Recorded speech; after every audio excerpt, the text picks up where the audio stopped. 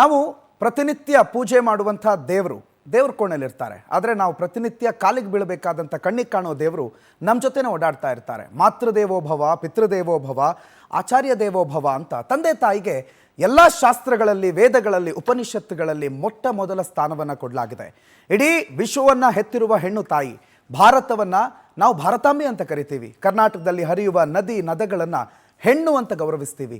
ಆದರೆ ಆ ಹೆಣ್ಣಿನ ಹೊಟ್ಟೆಯಲ್ಲಿ 9 ತಿಂಗಳು ಆರಾಮಾಗಿದ್ದು ಆಕೆ ಮಾಡುವ ಊಟದ ಅರ್ಧಾಂಶವನ್ನು ತಿಂದು ಆಕೆಯ ರಕ್ತವನ್ನು ಎದೆ ಹಾಲಾಗಿ ಸ್ವೀಕರಿಸಿ ಆಕೆಯ ಪೋಷಣೆಯ ಜೊತೆಗೇನೆ ಬೆಳೆದು ದೊಡ್ಡವರಾಗಿ ಕೆಲಸ ಮಾಡಿ ಮದುವೆ ಆದಮೇಲೆ ಈ ಮುತ್ತು ಕೊಡೋಳು ಬಂದ ಮೇಲೆ ತುತ್ತು ಕೊಟ್ಟವಳನ್ನು ಮರೆಯುವಂಥ ಜಾಯಮಾನ ನಮ್ದಾಗಿದೆ ಅನ್ನೋದು ಮಾನವ ಕುಲದ ನಾಚಿಕೆಗೇಡಿನ ಸಂಗತಿ.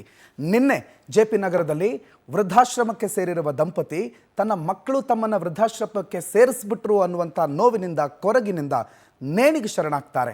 ಆ ನೇಣಿನ ಕುಣಿಕೆಗೆ ಹೋಗುವಾಗ ತಂದೆ ತಾಯಿಯ ಮನಸ್ಸಲ್ಲಿರುವಂಥ ತುಮುಲ 70-80 ವರ್ಷಗಳ ಜೀವನದ ಅಷ್ಟೂ ಅನುಭವವನ್ನು ಮಕ್ಕಳ ಒಂದೇ ಒಂದು ನಿರ್ಧಾರ ನಥಿಂಗ್ ಅನ್ನೋ ರೀತಿಯಲ್ಲಿ ಮಾಡಿಬಿಡುತ್ತೆ. ಆ ತಂದೆ ತಾಯಿಯ ಜೀವವನ್ನು ಕಳೆದು ಬಿಡುತ್ತೆ. ತಂದೆ ತಾಯಿ ಯಾಕೆ ಬೇಕು? ಕೇವಲ ಪೊರೆಯೋದಕ್ಕೆ, ಹುಟ್ಟಿಸೋದಕ್ಕೆ, ಬೆಳೆಸೋದಕ್ಕೆ, ಕೆಲಸ ಕೊಡಿಸೋದಕ್ಕೆ, ಅವ ಒಂದು ಸ್ಥಾನಕ್ಕೆ ಬಂದು ನಿಲ್ಲೋವರೆಗೂ ಮಾತ್ರ ತಂದೆ ತಾಯಿ ಬೇಕು. ಆಮೇಲೆ ನನ್ನ ಮದುವೆ ಆದಮೇಲೆ ನನಗೆ ತಂದೆನೂ ಬೇಡ, ತಾಯಿನೂ ಬೇಡ ಅನ್ನುವಂಥ ಮನಸ್ಥಿತಿಯ ಯುವಕರು, ಮಕ್ಕಳು ಅಥವಾ ಮಕ್ಕಳು, it can be male or a female, ಗಂಡು ಮಗು ಆಗಿರಲಿ, ಹೆಣ್ಣು ಮಗು ಆಗಿರಲಿ. ಆದರೆ ಇಂಥ ದುರಾದೃಷ್ಟ, ದರಿದ್ರ ನಮ್ಮ ಸಮಾಜಕ್ಕೆ ಬಂದಿರೋದಿದೆಯಲ್ಲ, ಇದಕ್ಕಿಂತ ಇವತ್ತಿನ ಸಂದರ್ಭದಲ್ಲಿ ನಾವು ಮಾತನಾಡೋದಕ್ಕೆ ಬೇರೆ ಏನು ಉಳಿದಿಲ್ಲ. ಆ ಹೆತ್ತ ತಂದೆ ತಾಯಿಯ ಕಣ್ಣೀರು ಬರೆಸ್ತಾ ಇರುವಂಥ ಮಕ್ಕಳ ಬಗ್ಗೆನೇ ಈ ವಿಶೇಷ ಕಾರ್ಯಕ್ರಮ, ಹೆತ್ತವರ ಕಣ್ಣೀರು. ಮೊಟ್ಟ ಮೊದಲಿಗೆ ಬ್ರೇಕಿಂಗ್ ಅಲ್ಲ, ಒಂದು ಕಳಕಳಿ.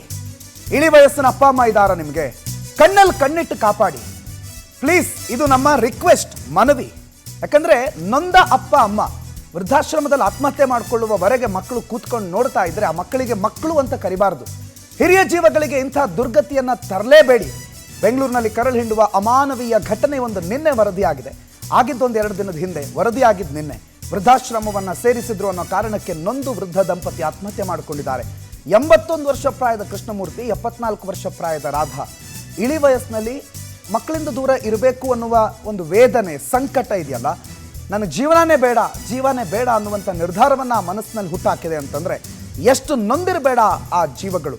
ಕಮಲಮ್ಮ ರಾಮಕೃಷ್ಣಪ್ಪ ಅನ್ನುವ ವೃದ್ಧಾಶ್ರಮದಲ್ಲಿ ಅವರನ್ನು ಸೇರಿಸಲಾಗಿತ್ತು. ಆದರೆ ಅವರು ಆತ್ಮಹತ್ಯೆಗೆ ಶರಣಾಗಿದ್ದಾರೆ.